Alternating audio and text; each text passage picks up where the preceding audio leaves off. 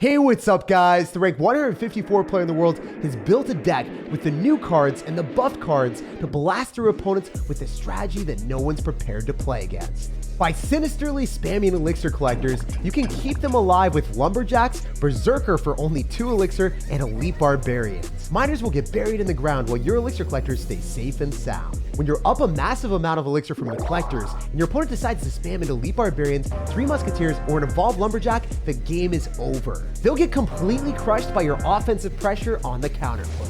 Evolved Lumberjack in its current form, when it gets anywhere near the tower, has no counter. Literally, you just rage it up and then the ghost stays alive and your opponent dies. And when opponents overcommit to stop the 2 musketeers side, you drop the Ebarbs in the lane of the 1 and have a ton of fun. You'll heal and raise them up while they deal disastrous damage. I never thought 3 musketeers would be good again, but it's popped up all over the top of ladder. And this is my favorite one, so let's get right into some games, shoot down opponents, and assert dominance. Don't forget to subscribe to the channel so you never miss out on any of the daily videos. Lots of love to everyone that's using credit code SirTag. All the money goes back into the channel, making the videos the best they can be. Because of y'all, we were able to get a new camera lens. I think the vids look a lot cleaner now. Yo, CM Sight, I think I've played this guy before around in the top 200 when I pushed up early season. So he's probably going to be very good at the game. Or maybe he's just a very toxic player running aggressive decks because he's going to have the pancake tower. That's also a possibility.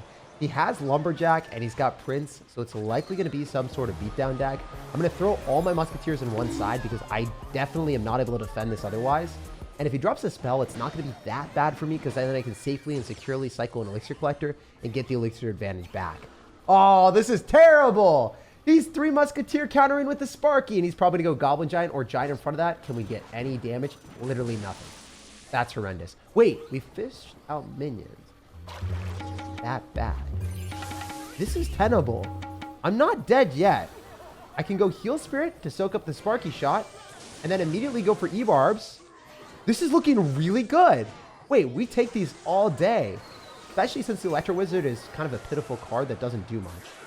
So I'm going to just go in for our Elixir Collector here and make sure that we manage our Elixir efficiently. Because if I overcommit into someone that's good at the game, I'm kind of cooked. He did just lightning me though, so he's down quite a bit of Elixir. What if we do one of these where we go Lumberjack at the bridge and then Wall Breakers with it as well? Because I'm pretty confident it's going to be difficult for him to defend. And then we can go Heal Spirit as well. We're just going to spam our entire horde of Elixir and get ready with a really good rage.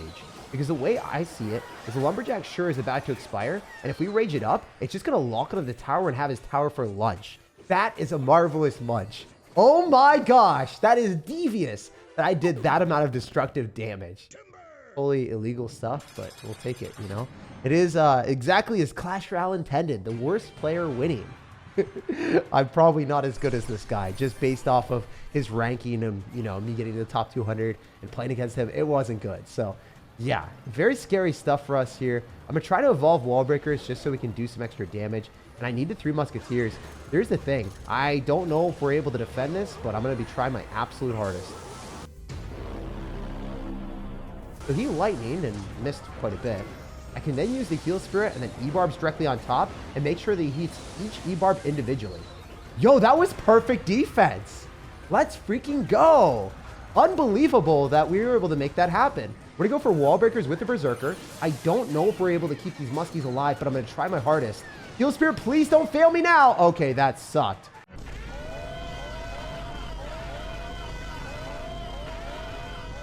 Wait, I think we kill that. No shot that's going to survive. So if I Ebarbs in the middle, and then I go in for an evolved Lumberjack, he'll take the tower with a lightning or something, but I think he's cooked afterward.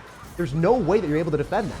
So yeah, he's going to be able to take the tower here with a small spell, but he's going to get sent to hell by the evolved Lumberjack ghost. The ghost's like, hey, I died, and I'm going to drag you down with me. It's unbelievable that we demolished someone that finished number 41 and 601 in the world. This guy is infinitely better than me. The power of Elixir Collector allows this spam strategy with Evolved Lumberjack to reach its full power, allowing you to chop down opponents that you have no business beating. Beating a player that finished number 41 in the world that I've lost to before is an amazing start for the day. Usually I lose against players like that all day long, but I guess Ebarbs are just ready to munch today. I want to be able to kill this Dark Goblin. It's not necessarily a very fun card to face ever. And I'm going to go and cycle a Lumberjack here. Typically, I wouldn't, but I just want to go and spam stuff.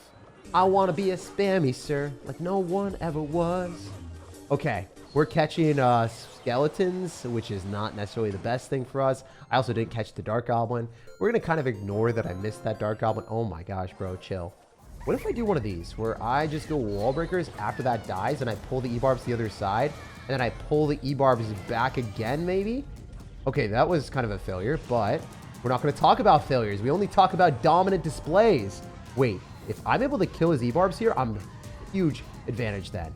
Yes! Lumberjack versus Ebarb. Who's going to win? Please? Yes! Well, I guess we're not really winners. We lost our victor. We lost our champion. It's not that big of a deal. I'm still chilling. I get an elixir collector in the back. I'm in a marvelous position where I can cycle multiple collectors and oh, it's the B-Rad strategy. That's not fun. The B-Rad strategy is bad for us almost every time, but it's tenable if we can somehow kill the balloon and not have it take our tower. Okay, took our tower. We're actually cooked, guys. We're so unbelievably cooked. We are not so bad. We are so dead. Unless, I mean, he spent a lot of elixir. There's still a chance, right? He dropped balloon, but it killed my collector, so that's kind of annoying. We always want to go dual lane pressure. That's just how you play these types of decks almost every single time. I'm going to go Berserker here, Wall Breakers, Evolve Lumberjack. I hope this does stuff. I don't want to cycle the Rage early, but I think I kind of have to. Wait, he's cooked on the right side for sure. There's no shot he's defending that Evolve Lumberjack when it's on the tower. Here's the thing, though. He's got a Lumberjack counter push aid, and I don't trust this man. I know that he doesn't have a big spell, so I can probably go and cycle my 3 Musketeers on one side. So if I do anything else other than that, I'm probably just going to lose. So I'm going to cycle cheap cards instead of cycling Elixir Collector, which costs too much. So when he does this, then I'll still have enough Elixir here for the 3 Musketeers. I think that's pretty good. That's not that bad. We take those all day, baby. All right, and then I'm going to go in for Ebarbs here. He'll probably go Ebarbs as well, so we want to get a Heal Spirit up in this. If we get a Heal Spirit up on the Valkyrie, I think we're chilling. Because there's no way that that Valkyrie survived. It got deleted! How often do you guys see a Valkyrie die to Musketeers? Probably never.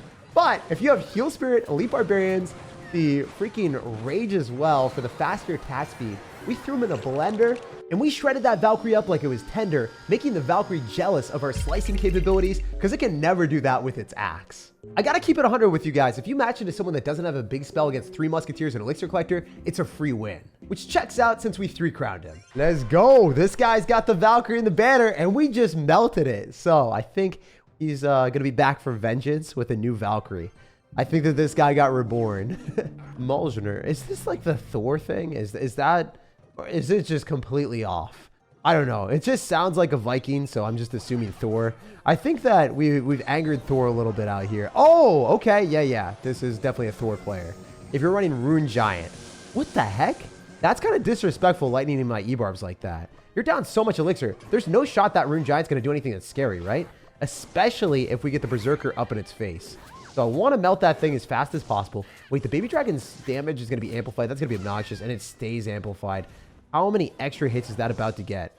If I rage this, we will be able to kill a little bit faster, but man, Dagger Duchess is pitiful when it's out of daggers. So he took this opportunity, and he is snagging almost my entire tower there. The damage amplification, even on a Baby Dragon, is absurd. Anyway, we are up a bunch of elixir because we have the Elixir Collector, and they're cycling a Valkyrie directly into the Abyss. Cycling that into a Musketeer is a waste of 4 elixir for you in most situations. So I think it's going to be ideal for me to maybe go in for a Evolve Lumberjack in lane of the 2, because obviously if we're going to be able to apply dual lane pressure, that's nice, but it's going to be hard to in this type of situation. I do want to get back to a Rage, so then this Lumberjack's able to give us a little bit more value. And with the Wall Breaker connecting, the Lumberjack raged up on the tower. You know what? The world isn't ending for us just yet. Still in this game, very much so at least. If I go for Elixir Collectors, there's no shot he gets back to a Lightning because he just dropped it. Takes 4 cards to get back, and I think they're around 2 or 3. Interesting. You know, the Baby Dragon here, when we have full ammo on the Duchess, is not where you want to be, brother. Okay, so I think our strat is to, unironically, spam like an idiot.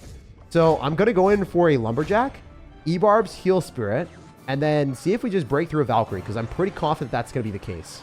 Not 100% convinced, but I'm pretty convinced about this. Especially since the Ebarbs do so much damage when they're raged up. In fact, let's rage up another one.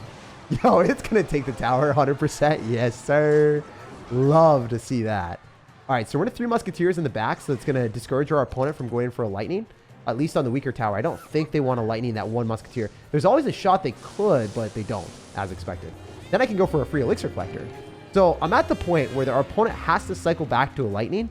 And if they do that, I think they might get cooked because I have Evolved Lumberjack and Evolved Wall Breakers. I'm going to be taking their entire elixir bank to defend this, I'm pretty sure. So we'll see how this goes. Definitely don't want to rage it too soon, but I am going to rage it now. Hopefully the Lumberjack's going to stay near the tower. Both the Wall Breakers connect, and the Lumberjack Ghost is taking a huge roast on the tower here. What the heck is happening? Yo, you have to lightning the left, but if you lightning the left, you're going to die to the musketeers. Oh, doesn't have the elixir. 420 not chilling. This guy is burning.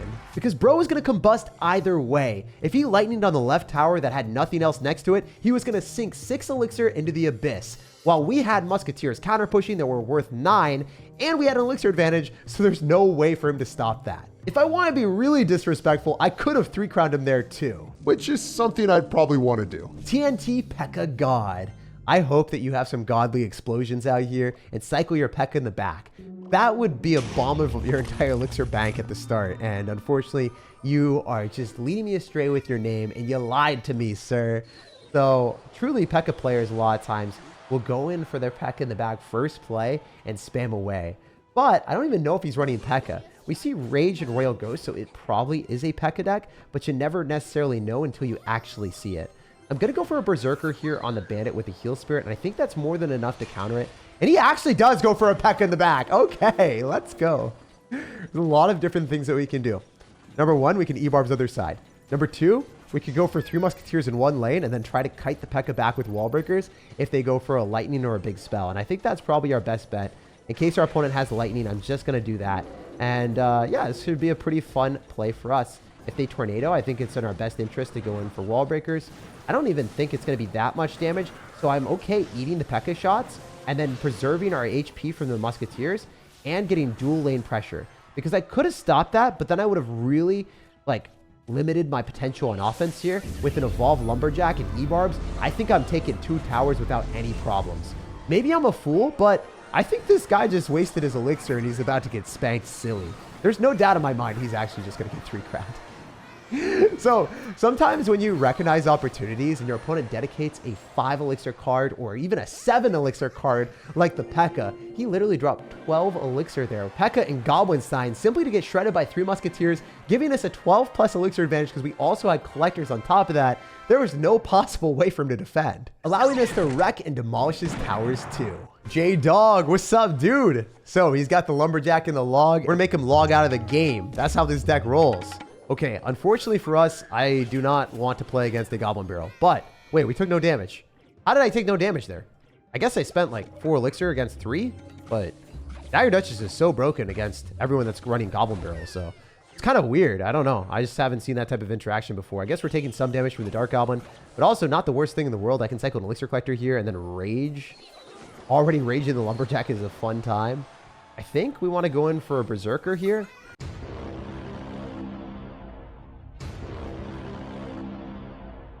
And then a Heal Spirit, and then cycle back to some extra elixirs so we can keep our stuff alive. Is there any shot that I kill the Mega Knight?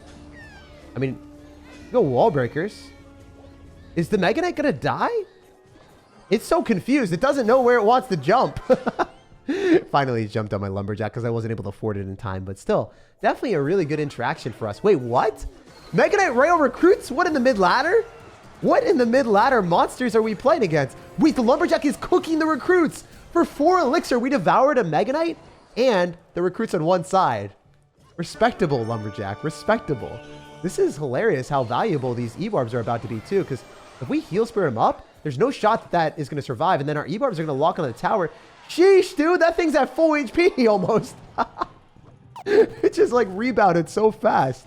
It jumped up to higher health and stole the Mega Knight ability. It's like, yo, I'm jumping, but I'm jumping my HP up instead, brother. All right, cool. We are in a good spot. We can go and spam our 3 Musketeers. We can do the same shenanigans with Berserker against Goblin Barrel. I super enjoy cycling stuff like this, where we go for Lumberjack here, and then Berserker, and then Ebarbs the other side, and just see what he's going to do, because he'll probably Mega Knight. Okay, never mind. I'm a fool. I'm a silly sir. I'm a slightly silly sir. But I think we're going to go 3 Musketeers here. That's going to be more than enough to counter this. He's going to go in for probably a Mega Knight on the right, so then we can Ebarbs the left. At least that's the game plan. And after the recruits nerf, they're just not near as good as they were before. right, so we're gonna cycle this. He's gonna Mega Knight at the right. Yeah, that's what I thought, my guy. And then we have Evolved Lumberjack in the house as well. Sheesh, this is gonna be annoying. I mean, I guess the Dark Goblin might be able to completely clean up for him, but it is what it is. It is part of the game. It do be that way sometimes. Wow, Lumberjack kills the Mega Knight in the air. That's not even fair. That's crazy. All right, we're up a lot of elixir here, so we have to do dual lane pressure. Definitely want to go in for Ebarbs here. See if they can cook a little bit. Have to heal spirit. Gonna rage, so that maybe we can clean up the skeleton. The spear goblin's a little bit faster. Skeleton, spear goblin, same thing, I guess. The words are tough out here. Do not kill what we want at all. We have to go for 3 musketeers and snipe the princess. This princess is going to be problems. It's not going to be good problems for us either. I don't even know if there's such thing as good problems. Maybe I just invented that. All right. We're going to cycle Ebarbs. Try to go in for Evolved Wallbreaker to the left. Maybe we can heal spirit up in here as well. The Evolved Wallbreaker's connected to the tower. I mean, they're dangerously close. Oh! Did they just do 1,000 damage? Like, I'm actually surprised that I won the game like that. They just did more damage than I thought. Was that like a double explosion? That had to have been a glitch or something. They did 1,300 damage. I think there is a glitch with Evolved Wallbreakers that if they explode near the tower, they deal double damage. As they're connecting, they die. So then there's like a glitch where the double registers as multiple sources of damage, because I don't think they actually do that amount of damage. Y'all can correct me if I'm wrong, but I think one of them died before it even reached the tower. And then the second one at full HP did 1,300 damage, which shouldn't be possible. Y'all let me know down below in the comment section. Maybe it's just bad karma for this guy running Mega Knight plus Royal Recruits as a super toxic deck, but I don't think that should be winnable from that situation with that push. I mean, I think I would have won later on with the Evolved Lumberjack cycling in the left, but that's kind of crazy that we won with Evolved Wallbreakers. Oscar, you are incentivizing me to 3-crown you with that banner. Sir, I do not think you want to do that. Oh, great. We finally have our Berserker meeting the Miner. This is the interaction that I was talking about before. It's beautiful. When you get the Berserker and get to counter push after a +1 trade, and then, you know, the opponent has to deal with the Berserker and also the Lumberjack, it is traumatizing from them. Holy heck, wait, it's on the tower? Yo, it's going to do something, right? Oh, it's just 1 hit. It got countered by a spirit. That's actually depressing. I can't believe how I thought it was going to do a lot and it did nothing. I like set it up so well too. You know what? Screw it. Let's go here and then let's do this and let's go for a Lumberjack and full send it. I feel like this is not a bad play, judging by the fact that our opponent just cycled a fireball. It's going to be really hard for him to defend this. Even if you have Pekka, it's not going to be the Pikachu that you want, my guy. We're going to rage it up. Then the Lumberjack stays on the tower. Who thought that was fair? Actually, who on the dev team approved this and said yes? Is it just because they wanted more money? This isn't even funny. This is stupid. It literally deleted his entire tower there. For a 2 elixir extra rage, that should not be happening. Clash Royale, you did a horrible job with this evolution. Literally the worst one you've ever created in the game for how broken that was. But as a player, as an enjoyer of free wins, thank you. I appreciate that. I love you so much. You're making my life easier as we cruise up to Ultimate Champion with literally 0 losses along the way, crushing everyone that we play. A few dominance is asserted later. Oh, and by the way, I used Evolved Lumberjacks on defense as well, and we just deleted 2 Pekkas on offense. So I don't think it's fair whether it's offense or defense. I literally don't care though. We're just going to continuously use this broken stuff to hopefully get Clash Royale to recognize that it should be nerfed immediately. There's no universe that I should be allowed to spend 2 elixir and take an entire tower when a Lumberjack should be dead.